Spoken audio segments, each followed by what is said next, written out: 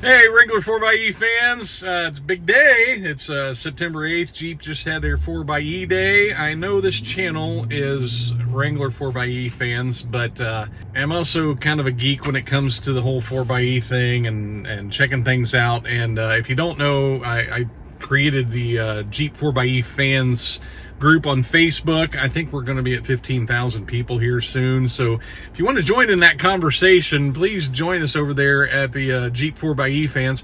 When I started this whole thing, I was kind of focused on the Wrangler, and I have a Wrangler 4xe.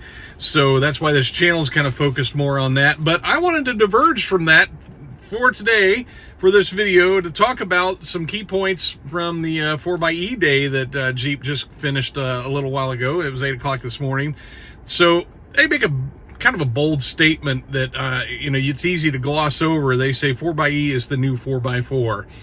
Yeah, that's kind of a big statement. It stands on its own that they believe in the 4xe line that way. And if you don't understand, the 4xe badge, the 4xe identification is going to be applied, from what they're saying, to everything that's electrified in the Jeep lineup. And so it's kind of the new 4x4, I guess. So I just wanted to touch on a few key points that I took away from today's announcement. I'll start with Europe.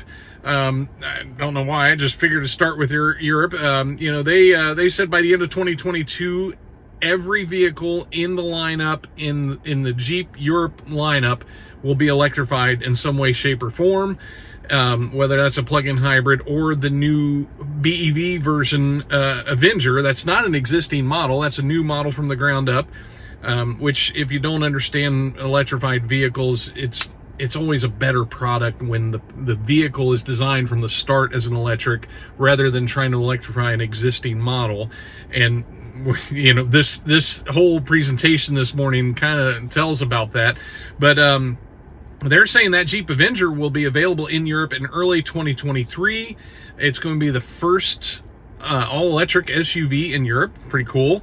Go Jeep. It's got a 400-kilometer range, which is only 250 miles. In the United States, that wouldn't go over well. That would not be one that gets easily sold in the United States. A lot of the American manufacturers have found it's got to be at least 300 miles for it to sell here. That's what their market research is telling them. And even 300 miles is a tough selling point for a lot of people. But of course, the bigger that battery gets, the heavier it gets, and the less efficient it is. So it's kind of a catch. And so they're saying by 2023, early 2023, that Avenger is going to hit the road. And they're saying by the end of 2022, everything in their portfolio will be electrified. So, of course, they've got the Wrangler and the Compass and the Renegade 4xe over there. I don't think they have the Grand Wagoneer and the Grand Cherokee in Europe. Somebody correct me if I'm wrong on that. But they may be counting the Grand Cherokee. But everything I see in Europe from over on this side of the pond, it looks like the Wrangler, the Compass, and the Renegade, and now the Avenger are all they have in Europe. So it makes sense. It's a great vehicle for the European market. It's a little on the smallish side for the American market. So, I could see them going that direction with that, and, let them prove it out. Let them be the guinea pigs, like some of us have been on the Wrangler 4xe. So let's go. One thing they said in the video is there will be 4 all-electric vehicles by 2025. I think that's the way I understood that.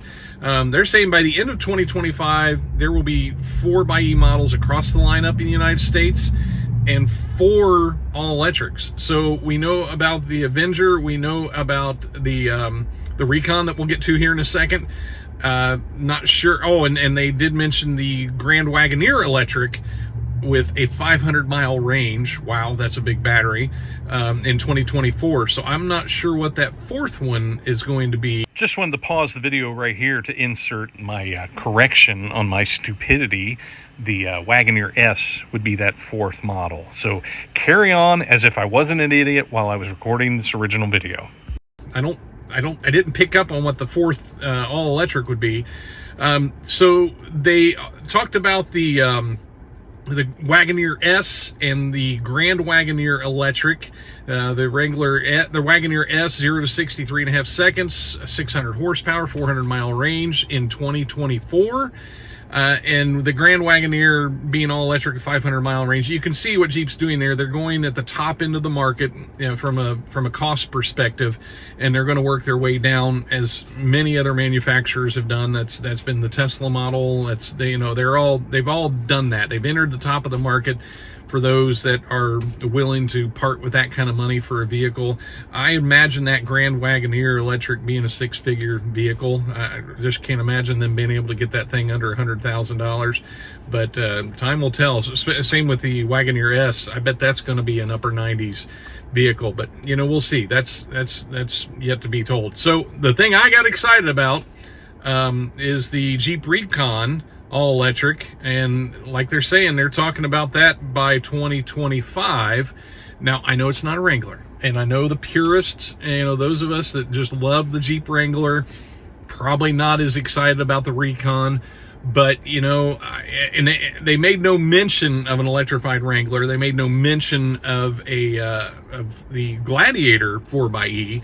But they did say everything by 2025, end of 2025, 4xe models across the lineup. So I imagine we're going to see a Gladiator 4xe by 2025. We know that's been pushed back to at least 2024. Maybe they'll get it out before 2025.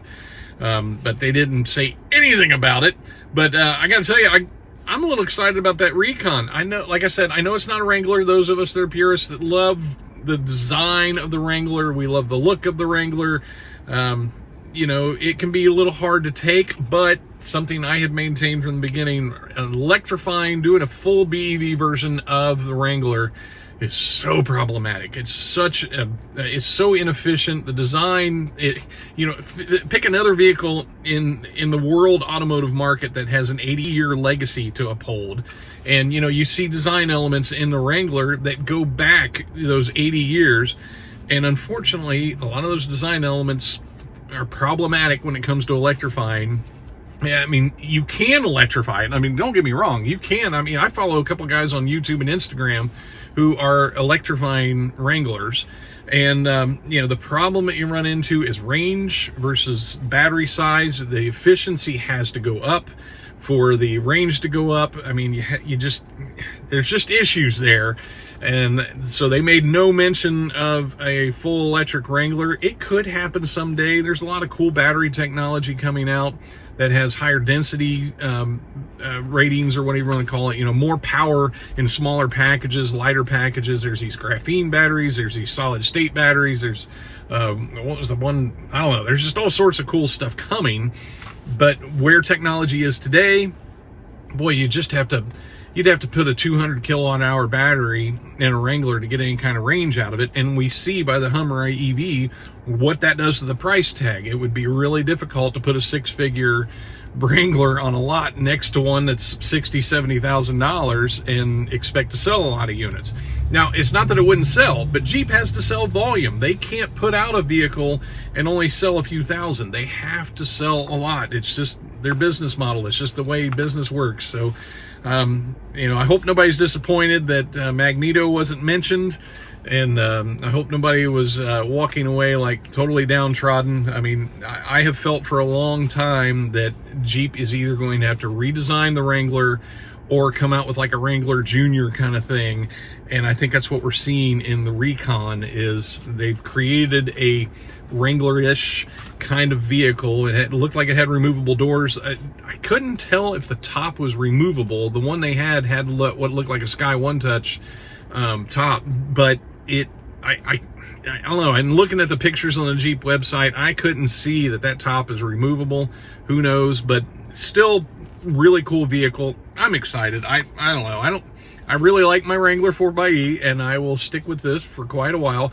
My goal when I bought mine was 10 to 12 years, and so far I will probably hold to that. I don't know. We will see. I'm not a only Sith steal in absolutes, is said in Star Wars. So I don't know. I don't know what the future is going to bring, but I do think that Recon is a really cool vehicle, and I think there are a lot of people there's a lot of new people to Jeep because of the Wrangler 4xe. I can't remember what the percentage is, but there are a lot of people that are first-time Jeep owners because of the Wrangler 4xe that I could totally see jumping on that Recon when it comes out in the full electric mode, full electric.